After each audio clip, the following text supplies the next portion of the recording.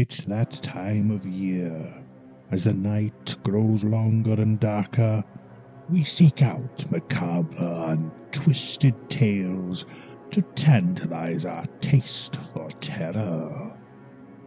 Basically something to scare us shitless. Of course, this year we don't have to look too far, as we seem to have descended into some kind of schlock horror, end of the world as we know it scenario in real life. But if the real world isn't terrifying enough for you, I have seen the most chilling, spine-tingling, and quite frankly, disturbing horror movie I have ever witnessed.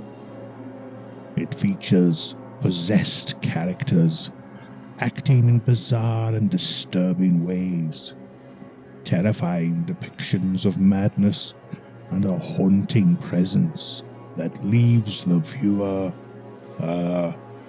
haunted, I suppose.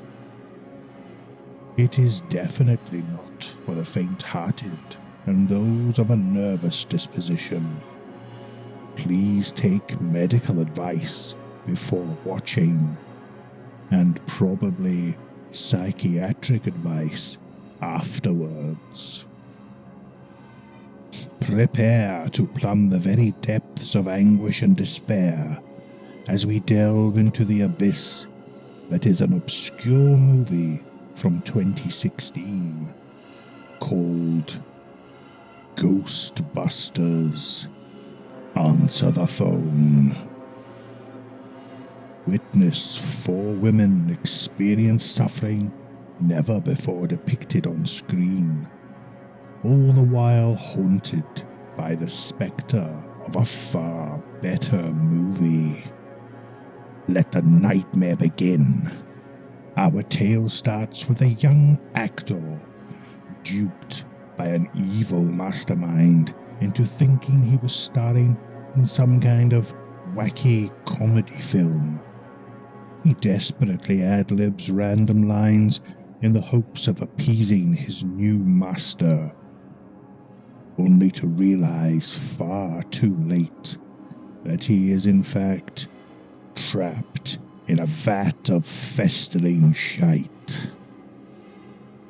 Then the action spookily switches to one of our hapless heroines, played valiantly by the usually excellent Kirsten Wiig, a comedy actress and writer of some ability, who quite frankly deserves better than this desperate fare.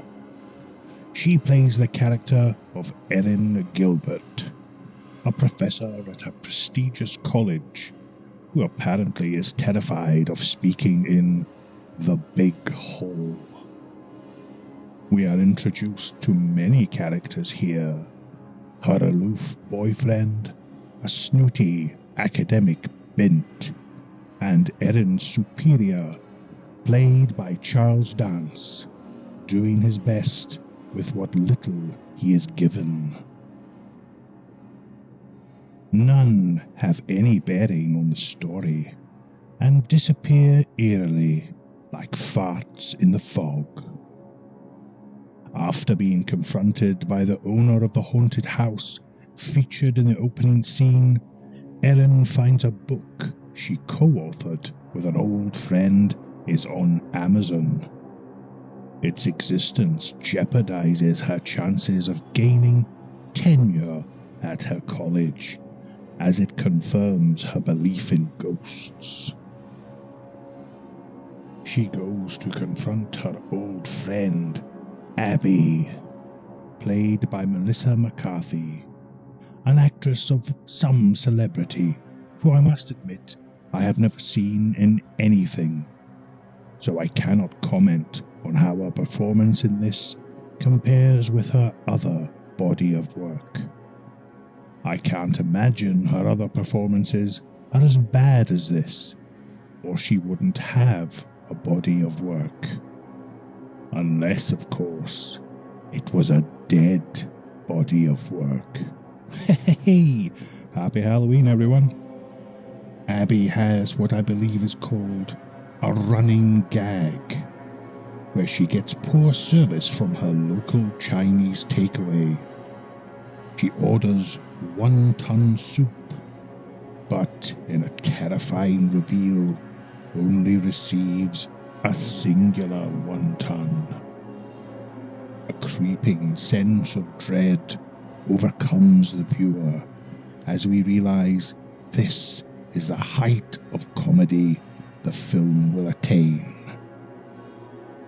Abby works in a small facility with her colleague Holtzman, played by Kate McKinnon, another actress who is new to me. She had a good go at being an eccentric, mad scientist type, but like most performances in this shambles, she goes too over the top at times. The three decide to investigate the haunted house Erin was approached about. In it, they are confronted by a spectre who slimes Erin. She reveals later it got in her anus and vagina.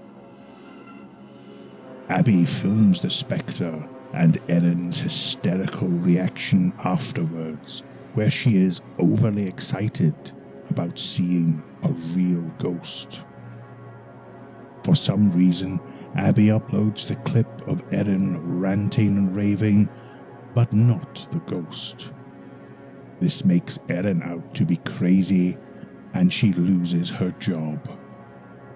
Was this Abby's nefarious plan all along, to get Erin to join her team?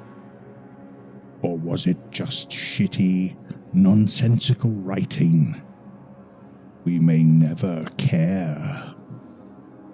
Now our three victims are thrown out of their college by another forgettable cameo from an actor who is obviously just a friend of the director.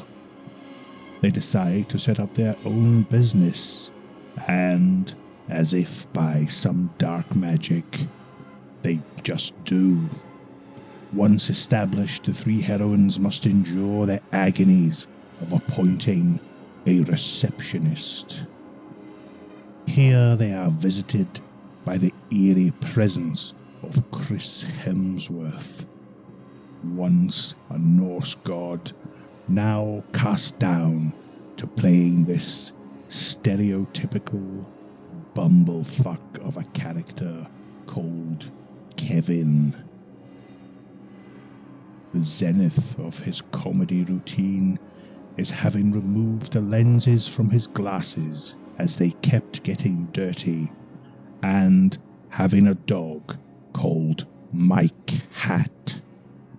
The joke being, it sounds like he wants to bring my cat into work, but it is actually a dog.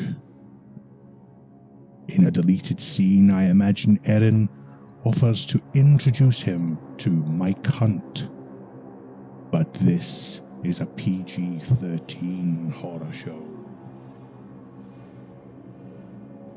Then the group of damned souls meet the final member of the team. Patty is a transit worker who in an earlier scene met a creepy guy talking about the fourth cataclysm, and then witnessed an apparition in the subway. Played by Leslie Jones, Patty seemed from early trailers to be playing the annoying, loud-mouthed stereotype. And while she does get a few shouty lines, she also has a few more subtle scenes, and at least doesn't seem to be as desperate to be wacky as the others. And so, our team is complete. They head off to the subway and confront their second ghost. They fail dismally to capture it, and we then get several scenes of them being introduced to and trying out new equipment. It is at this point in our spooky review that we need to address the spectre haunting the entire production. The real Ghostbusters. No, not that real ghost, but you know who I mean. Ghostbusters was a hugely successful film, released in 1984. With a great cast and script, it was an instant hit. It inevitably spawned a sequel a few years later, which, let's be honest, wasn't all that good. But such was the love for the original, the next 3 decades were awash with rumours and hopes of a sequel. It never happened, primarily due to the disinterest of temperamental star Bill Murray, but later to the sad death of writer and Egon actor Harold Ramis. But Sony saw an opportunity to squeeze a few more bucks from the franchise and decided to fund this doomed reboot. Some say it's unfair to compare this to the original, but if you're going to call it Ghostbusters and use a lot of the iconic imagery and story beats, then of course viewers will be comparing the two. It's impossible not to. And the comparison is not kind to this movie. If they'd taken out the proton packs, jumpsuits, Ghostbusters car, and not called it Ghostbusters, it would still have been crap, but it wouldn't have been so directly contrasted to the real Ghostbusters. One of the main mistakes the film makes is in the mix of characters. One question for you. In the original Ghostbusters, which character was trying to be funny? I mean, they all had funny lines, but which character was saying them to be funny in the world of the film? It was Venkman, wasn't it? Everyone else was playing it straight. He was the smart-arse joker in the pack. In this Ghostbusters, everyone is trying to be funny. Desperately trying to be funny. A lot of this was improvised, apparently, which actually explains a shitload. Have you ever seen an improv show? In a cast of improvisers, everyone wants to be getting the laughs. No one wants to play the straight part. Now imagine the original Ghostbusters with Egon, Ray and Winston all dancing about and cracking jokes. Initially it might sound like fun, but it just wouldn't have worked as well. Take the character of Egon. He was funny because it was played so straight and unemotional. His line about being terrified beyond the capacity for rational thought is much funnier and in character than, for example, Holtzman making queef jokes. So they got this wrong straight off the bat. The vampire bat. Yeah, because it's Halloween and that. Anyway, to make matters worse, they crowbar in the original cast for pointless cameos. The zombie of Bill Murray shows up for a scene. He looks like he'd rather be eating his own feet than be in this crap fest. He has about 4 lines and then he gets killed. Dan Aykroyd turns up as a cabbie and he gets to say, "I ain't afraid of no ghosts," before driving off. Ernie Hudson turns up right at the end as Patty's uncle and he gets to act a bit. And Harold Ramis gets to have a bronze bust in a single shot. Janine shows up as a snarky hotel receptionist and Sigourney Weaver turns up in a scene during the credits as Holtzman's mentor. Clearly all of this is just so they could use the original cast in the marketing. But why not have them in it in character? The original trailer made it seem like it was 30 years on from the original movie, where 4 scientists saved the world. Even though we know only 3 of them were scientists. It had glimpses of the logo and music, and it made it all seem like they were going for a sequel rather than a remake. I don't know if it's because the original cast just weren't prepared to do more than an hour's filming for this garbage, or if they just weren't approached. Whatever the reason, I think it was a missed opportunity. And if they were just handed over the equipment and stuff to new recruits, it also would have cut about 20 minutes of tedious explanation and practice with the tech. Which brings us back to where we left off in our scary review. After failing to capture the subway ghost, the team get teched up and embark on a mission to trap a ghost at a heavy metal gig. Of course, Ozzy Osbourne is there because he's as popular as ever. The team chase the ghost from the bowels of the auditorium into the performance itself. And of course, the audience think the spectre is just part of the show. After hilarity does not ensue, they catch it in one of their new traps. This propels them to some fame, although many think it is all a stunt. Then they get to meet the mayor, portrayed disturbingly by what appears to be a cardboard cutout of Andy Garcia. Still paying penance for Godfather 3, I see, Andy.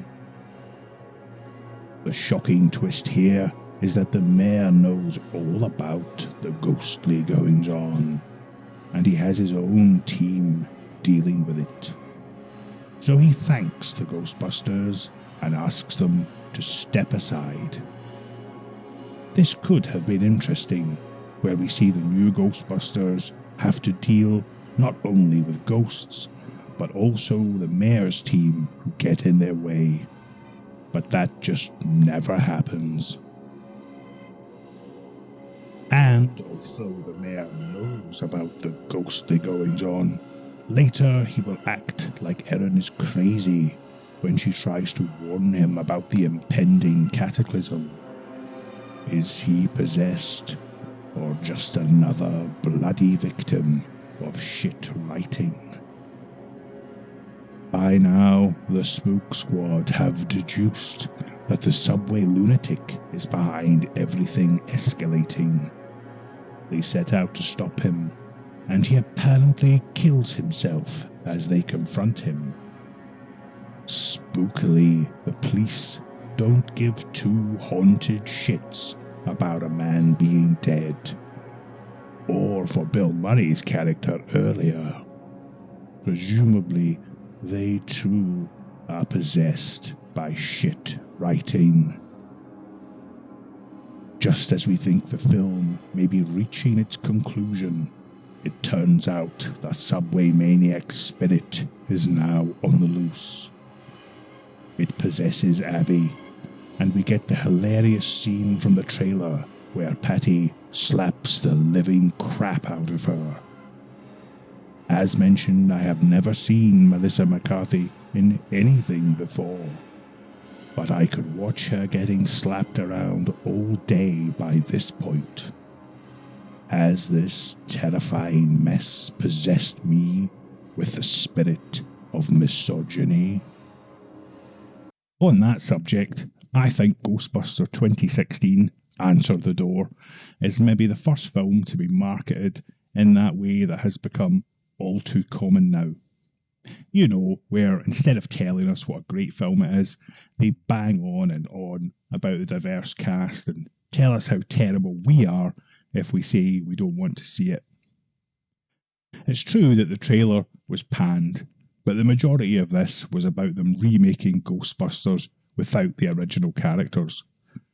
For most, the fact the cast was all women had nothing to do with it.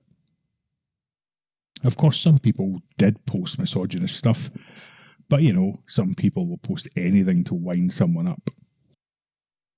The reaction was disastrous. Slagging off potential customers is not a viable marketing technique. You never see other industries doing this. The new Ford Slug is the most environmentally sound, diversely designed car in history. If you don't buy one, you're a scumbag. They just wouldn't do it. It wouldn't work. And yet Hollywood keeps shitting this out when promoting their diverse projects. I personally don't care what the sex, colour, gender, or political leanings of the cast or crew is. Is it a funny comedy? Is it an exciting action movie? Is it a well-acted drama? Is it entertaining? That's all I'm interested in. Or am I supposed to part with my hard-earned cash because the main cast don't have dicks? No, cocks, you say. Take my cash, please. Why not just film 10 women sitting around reading or something, maybe doing a jigsaw? Call it the most feminist movie in history. Nothing of any interest happens, but if you don't give us your money, you're cancelled. Absolute madness. Talking of which, this bloody review's still happening. The horror builds to its tedious climax as the evil spirit leaves Abby and possesses poor Kevin. He rushes to the scene of his death to finish the ritual that releases the evil ghosts upon New York.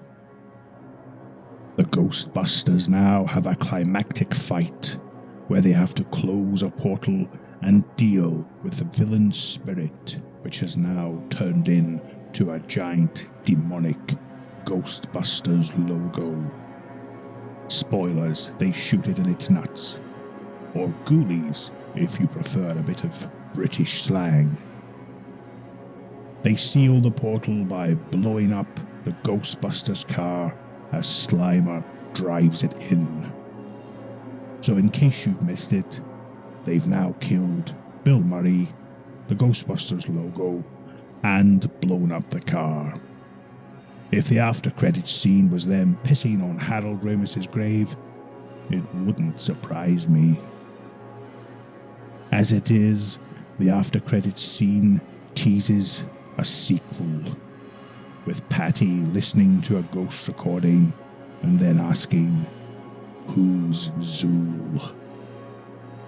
But fear not, dear viewer, for this nightmare is now over, and there is more chance of a leper pissing through the eye of a needle than there is of a sequel to this garbage can filled to the brim with steaming hot piss. Or is there? Well, that's not terrible. No, it's not. It's not terrible at all. Well, folks, I hope you enjoyed this bit of fun. If you did, please like, share, subscribe, all that kind of thing. Ring the bell, answer the phone, whatever floats your boat. Happy Halloween, and I'll see you later.